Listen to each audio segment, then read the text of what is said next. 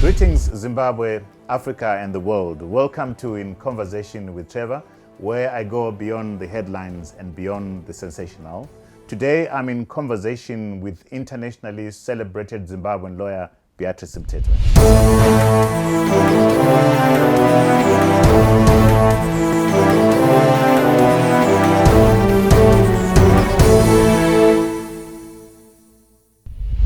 Beatrice Mtetwa, welcome to In Conversation with Trevor. Thanks for having me, Trevor. Thank you. Thank you. I've been looking at your CV and absolutely impressive record that you've had as a human rights defender. You are celebrated in Zimbabwe, you're celebrated all across the world. The American Bar Association called you a human rights, gave you a human rights award in 2010. You were awarded 2 honorary doctorates from a university in the UK and 1 in the US. You've got an award from Rhodes University in Grahamstown. You are an adjunct professor at Carleton University in Ottawa. You are a counselor of the International Bar Association for Human Rights. You're a former president of the Law Society of Zimbabwe. And perhaps my favorite one is that Fortune magazine has named you one of the world's greatest leaders. What does that do to you? What does it say about your work? Well, I don't know what criteria is used to come up with who gets which award, because when you take on a case, you really don't know where it's going to take you. You don't know whether it will be a celebrated case or not. But the reason one takes on cases is not really to win awards.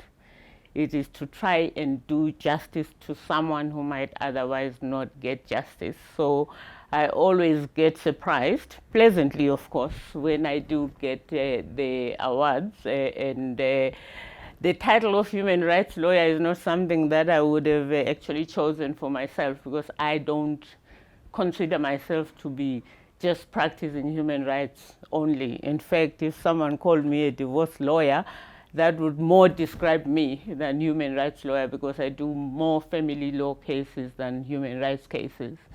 I just happen to do work for persons who have the capacity to publicize. I've done work for journalists, and you do work for journalists, they'll put you in the limelight. And I suspect that's the reason why I've got all these awards. Of all these awards that I've just highlighted, which one means the most for you, and which one has had the biggest impact to your work and to your life? I think the African ones actually are more impactful insofar as I'm concerned, because of the general perception that human rights are Eurocentric. So when you get an honorary degree from Rhodes University or from the Sydney and Felicia Kentridge Award in South Africa, it's for me, it's greater than the Western ones, in that it is saying what you are doing resonates with other Africans. It is not a Eurocentric thing. Human rights are universal, and they should be enjoyed by everybody in Zimbabwe and everywhere else. So that is, to me, speaks to who we are and why, as Africans, we should not ask for standards that are lower than other people elsewhere. Why do you do this work? This is dangerous work, particularly if, being a human rights defender. I know you said you do quite a lot of divorce work, but your profile has grown because of the work that you do around human rights. Why do you do this dangerous work? I don't even consider it dangerous, in that, if a person wants to use a lawyer and they choose me as the lawyer, I really should be given the carte blanche to do my work without any fear of any possible reprisals.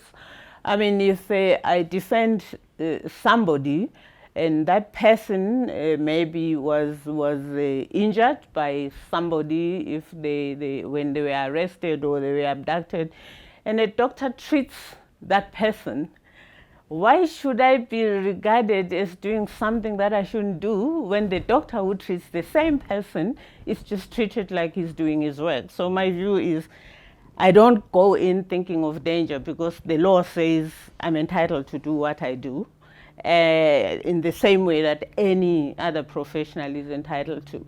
And I get surprised when it becomes dangerous because I go in not expecting danger. I go in on the basis that the Constitution says you have a right to have a lawyer of your own choice, and the lawyer should have the freedom to do the work, you know, in the best way they know how. And let's look at a couple of cases now, which just to help tell your story. You fought for the freedom of a number of journalists, and prominent amongst those was Andrew Meldrum from The Guardian, and Toby Handen, and Julian Simons from the London Sunday Telegraph. Tell me about that experience and the lessons you got from that. The importance of media freedom is completely underestimated because for me, it is one of the core freedoms. You can talk about democracy, but if you can't spread the word through the media, it's completely pointless. And you cannot talk democracy really without people being able to interrogate what you're talking about. So media freedom is at the core of democracy, and it should be defended, with everything that we have. So, you know, Andrew Meldrum was the first to be prosecuted under IPA, and it was a case that, attracted a lot of attention internationally because everybody had complained about this law being draconian, and now we were seeing it in actual practice. And it was very stressful in that, you know, we were in the glare of everybody to see how this case would go. And I'm glad that I can say that, and I've always said that the magistrates who hear most of our cases do a wonderful job, but they hardly ever get mentioned as being really the drivers of this. If Andrew Meldrum had been prosecuted at the Superior Court, I'm absolutely certain that he would have been convicted. But at the Magistrates Court level, he was actually acquitted, which said a lot about our judiciary, especially at that level. What does it say about our judiciary system? If the magistrate level is okay, but the superior courts, as far as you're concerned, there's question mark. What does that say? Well, I mean, it's completely pointless to capture the little people down there. So, I mean, if you want to capture, you capture people at a level where they can make a whole lot of difference. So, I mean, we know that our judiciary, particularly at the time that this case was heard, was completely compromised. We had just had a judiciary kicked out of office and new people brought in. So it was a very tense time in terms of the judiciary. And for me, it was great that the magistrates were never actually seen as, you know, people who ought to have been captured. But we have slowly had a situation where magistrates are now being allocated cases, not because they are in that court, but because they're dragged from some other place to hear the particular case because they are trusted. We're seeing a whole lot of that, you know. So the capture is coming down to the magistrate level, is that what you're saying? It is now coming That's down worrying, to the magistrate's court level. I remember, for instance, when I was arrested, the magistrate who was supposed to be in my court was taken out and a different magistrate was brought in. And so I knew immediately that I was not going to get bail on my first hearing because of that change. And even for trial purposes, when I was given to a particular, when the case was allocated to a particular magistrate, I knew that I was going to be convicted. Wow. So we had to do everything possible to make sure that he had to recuse himself. And we were able to actually make the person that I was representing when I was arrested appear before him, give evidence of what happened, and we were able to say, since you've had this evidence, which I'm going to say, and you have already rejected it, you cannot hear the case. And he had no choice but to recuse himself. That's how I ended up before a magistrate who basically happened to be in that court. Wow. Has the situation changed now? Is it worse or better? I don't think we can say the situation has changed, because you can see that even just looking at the corruption cases that are being taken, you'll see that they're being taken to the same magistrates. Is it a coincidence that the same magistrates are hearing the same cases over and over again? Is it a coincidence that suddenly they are all refusing suspects? Because the law says you are innocent until proven guilty. You are being refused a passport to go for medical attention, when not so long ago people were getting their passports to go for medical attention. Is it a coincidence that a court gives you back the passport, but someone completely outside the system can come and grab that passport from you at the airport? That's frightening. And that is accepted. And so for me, it's actually getting worse. And it will get worse as long as those who interfere with the due process and due administration of justice are allowed to be a law unto themselves. What role do the magistrates, the judges and so forth, should they not be standing up and speaking out? If I was a judicial officer and I've made an order releasing a passport, and I find the passport back in my court without any due legal process, I would believe it. And I would refuse, because it completely undermines your power as a court. It completely says that actually you are not a judge, or you are not a magistrate. You make no decisions that we will respect if we don't like those decisions. And it goes to the core of the separation of powers, because nobody from the street can just go to the airport and take a passport from a person who's been given that passport by a court, unless they have power behind them. Unless they are protected. So there's a big question mark on separation of powers. Absolutely, no question about that. What do we do about that? There has to be political will to respect each branch of government. Unfortunately, all our branches, standalone entities, are not very strong. You go to Parliament, for instance. I mean, Parliament has allowed the system to continue where we are literally run by statutory instruments and directives. And in fact, I mean, this week it's surprising that we've not had a statutory instrument. It's like, wow, it's Thursday and there's been no statutory instrument. Parliament is failing to play its oversight role.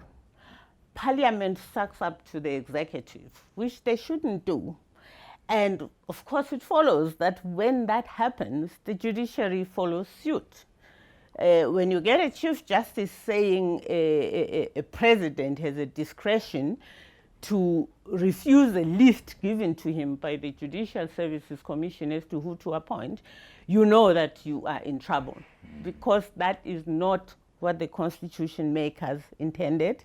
That is not how the Constitution should be interpreted, and that is not what the Constitution says. So we are in trouble. We are in trouble until each one of the three branches of government decides to really play their role as standalone entities and say, we are not here to dance to the music of the executive. And the judiciary says, we are sorry. Once the law is in our courts, we'll interpret it the way we see it. The politics of the law remains outside. Fascinating. Let's move now to another big case. You were responsible, you took charge of challenging the results of 37 districts after the 2000 parliamentary elections. That must have been daunting. What lessons did you get from that? I didn't do it alone. I had Selby Watcher help me because we were in the same firm and we helped each other. The problem was that we had so little time to file so many petitions in a very diverse environment, and it was extremely difficult in that to get the instructions from a client from Berengwa and get all the statements in time to file was extremely difficult. So we had to kind of improvise and then supplement as we went along because of the... And then, of course, we had the cases go to court. And again, it was quite clear that the decision had been to stall the hearing of the applications until the next election.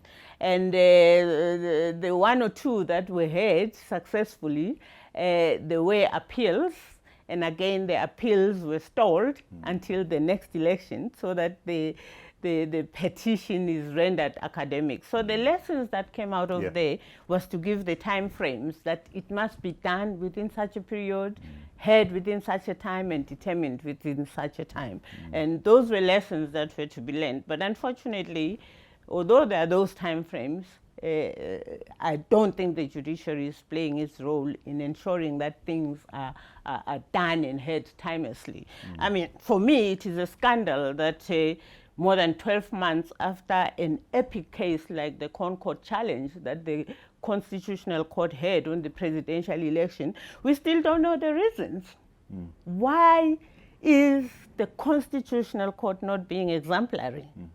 Why is it taking so long? We had judges hear a similar important case in England on Brexit, and within 10 days the judgment was out, and the reasons are known. So why is it taking so many judges so long to write something that the whole nation is waiting for? So what should we do with that particular case, for instance? I think as lawyers, actually, we are not doing enough to put pressure.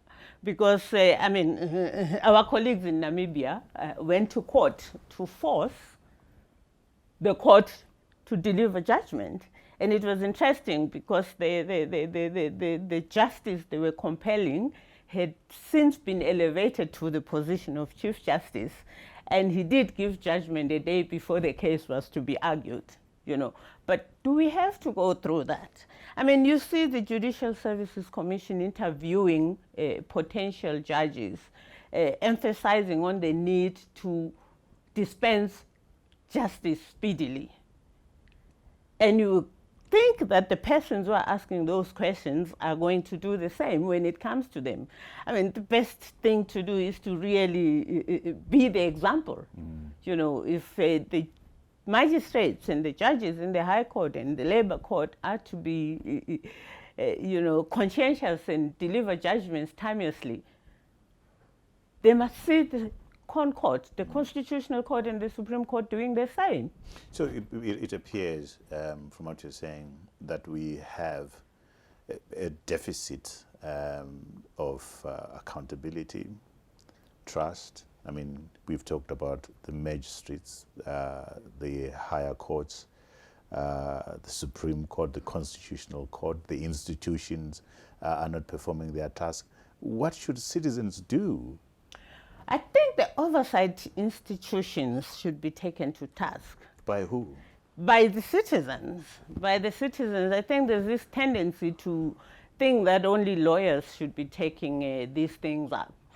Citizens should go to court to say this is actually not proper, you know? Why are the citizens not doing that? Some do, but the access also to the Constitutional Court for those who try, the access to the Constitutional Court is so difficult that, you know, the intention to have an open court and open justice has been defeated.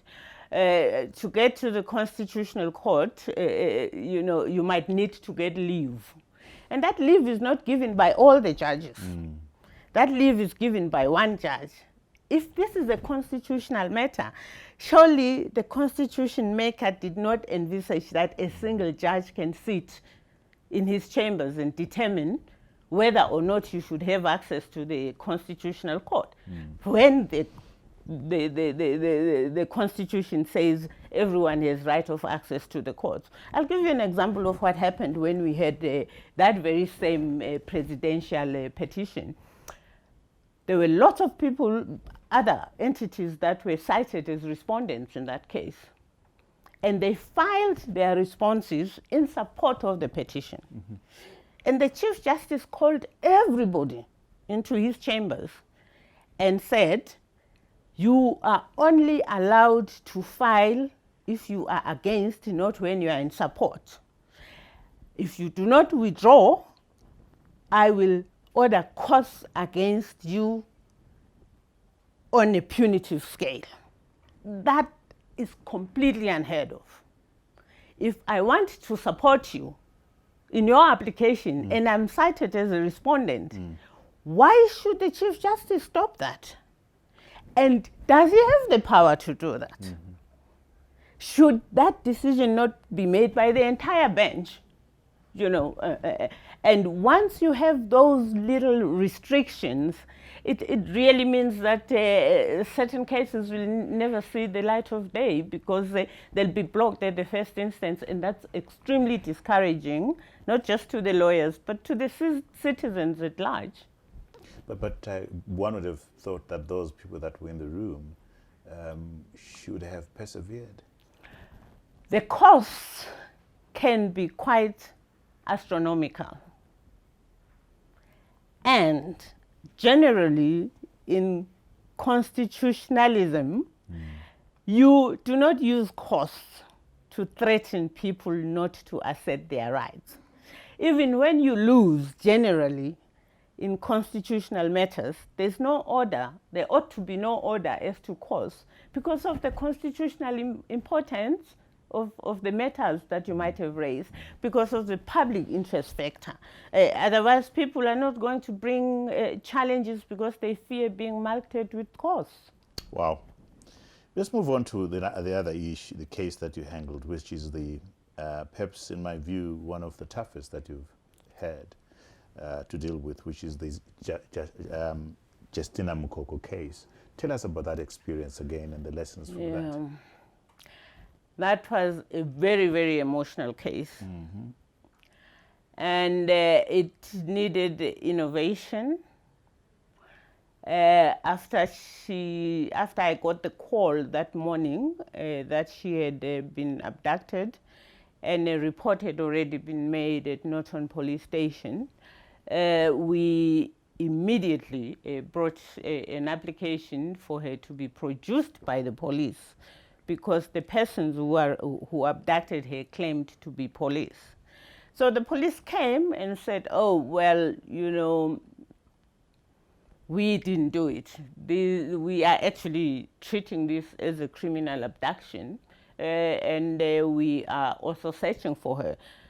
So we said, okay, for once we're on the same page with the police judge, so could we have an order by consent where we will all look for her together, work closely together, because we know what happens to people who are abducted, and we, you know, it was at the time extremely difficult to get, you know, advertisement in the state media to say who has seen her, etc.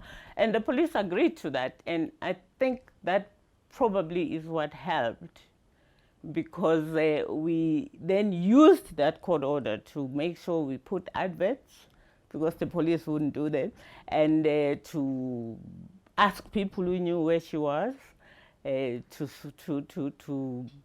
phone in. And it was interesting because, you know, by that morning, the Sunday Mail had agreed to put in the advert if we paid in Forex, which was, you know, that time Forex was something else. And it was interesting how, you know, calls started coming. And the interesting thing was that it was, they pointed at the same place. Which was? I mean, I'm not going to say because Right, I think I okay. might compromise some people. Okay. But it's incredible how the public, even within the system, does not like what's happening, because most of the information that you actually get it from people from within. So there can be no question that this was a state-sponsored thing, even where she was being held. The people who held her are known, and you know, the sad thing is that nothing has happened to them. Yes, we went to court to get damages for her unlawful detention, unlawful arrest, etc. But who paid the damages? You and me, through your taxes. Yeah, yeah.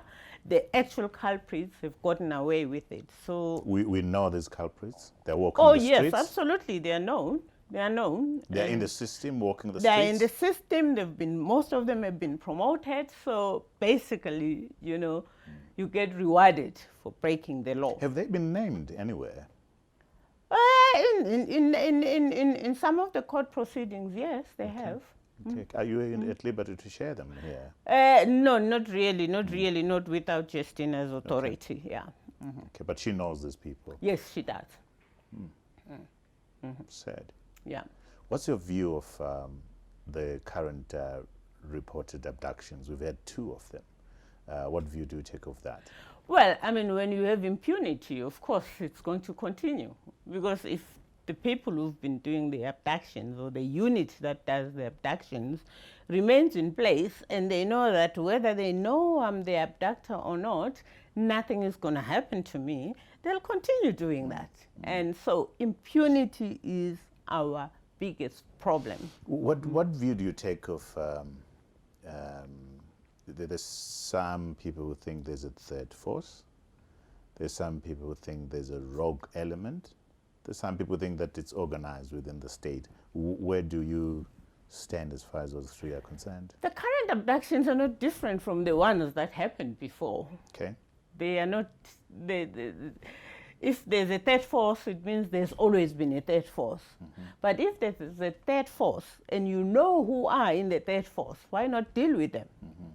I mean, it would be a sad indictment on our law enforcement agents if they say they cannot investigate and find out who are in the third force. So my view is this is part of an organized process that has been there for as long as I can remember. And its members know that they are not subject to the law because they have protection. If there is a third force, it is a third force within the system, and the system must then deal with it, because it would mean me and you are not safe if our law enforcement cannot find who is doing this. None of us is safe, Yeah, really. nobody can be safe if they can't find who the abductors What's are. the intention? You'll see that they will not come and abduct someone who's quietly going about their business. You will see that all those who have been abducted have been prominent in speaking out, you know. So clearly that it is an orchestrated abduction is without doubt. The intention is to say to you and me, if you do what Gonyet does and, you know, clothe it with satire, you could very well be part of this. If you think you'll stand up for doctors and be the Dr. Magombe, you could very well be abducted. So fewer and fewer people will want to be the face of any struggle. Fewer and fewer people will want to stand up and say, no, no, no, no, no, we won't have this. This is not how things should be done. We all have rights. You know, if you are an employee, you have labor rights that entitle you to withdraw your labor. You shouldn't be abducted for leading that. Are you worried of being abducted? There's been attempts to get you back to Swaziland. Are you worried about that at all? Well, nobody knows who's going to get abducted when. If I went about looking over my shoulder, then I simply wouldn't be able to do the work. My view is that what will be, will be. When it will happen, how it will happen, it's completely out of my hands. If there's one thing I can't change is when, how, and by whom, by whose hand I will die. I can't change that. So I can't go about my life looking over my shoulder because I'm scared that someone might abduct me. If they want to abduct me, yeah, sure. You're a very brave person. Where do you get the courage? Where do you get the inspiration to continue doing what you're doing? I actually don't consider myself brave. I just consider myself a slave to the Constitution. It gives me certain powers, and I'm not going to take them in half measures. If I'm allowed to do what I do, I'll do it, because the law, and we're told that the Constitution is the supreme law in the land. So if the supreme law says I can be a lawyer and do what I do, I'm not going to stop doing it because someone might think I shouldn't do it in a certain way. And for me, interestingly, you know, when the very same people who regard my work as controversial get into trouble, you'll be surprised at how many of them call me. You would be extremely surprised, you know, and you then hear them saying, oh, we don't trust the other lawyers because they can't stand up to the system. So they know that you're just doing your work. And so they harass you. When they get into trouble, they come to you. They do want you to represent them. Yeah, isn't it? It is. It is. Yeah. What keeps you going? What encourages you to keep going? Nothing actually beats, you know, helping someone get justice where otherwise they wouldn't have been able to get it. And you know, you can't compensate it with money, because most of the cases I do, there's hardly any money, you know, to be made. But to be able to say, it is possible that I was one of a small cog that saved Justina's life. It's worth doing. To be able to get someone out of prison who wouldn't have been in prison. I mean, when I was locked up in Chikurubi, and I was like, okay, I don't know how long I'm going to be here for. And I said to the officer in charge, give me pen, paper, and a table, and give me a list of who's been here the longest. And she allowed me to do that. And I got out of jail, and I was able to have about 12 women, 12, 13 women released from prison because they had been forgotten there, you know. So I didn't get to Chikurubi and start thinking, oh my God, what, you know. This is amazing. So you took advantage of your being in prison to do justice to other people who were there. And it was for me, it was like God took me there to be able to see the conditions in prison, to help some of these women get out.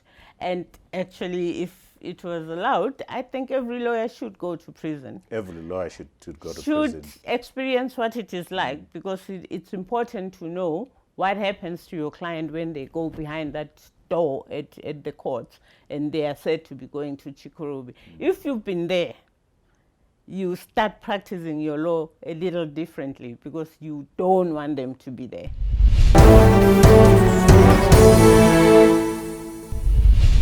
Thanks for watching. Don't want to miss out on these insightful conversations? Subscribe to our YouTube channel.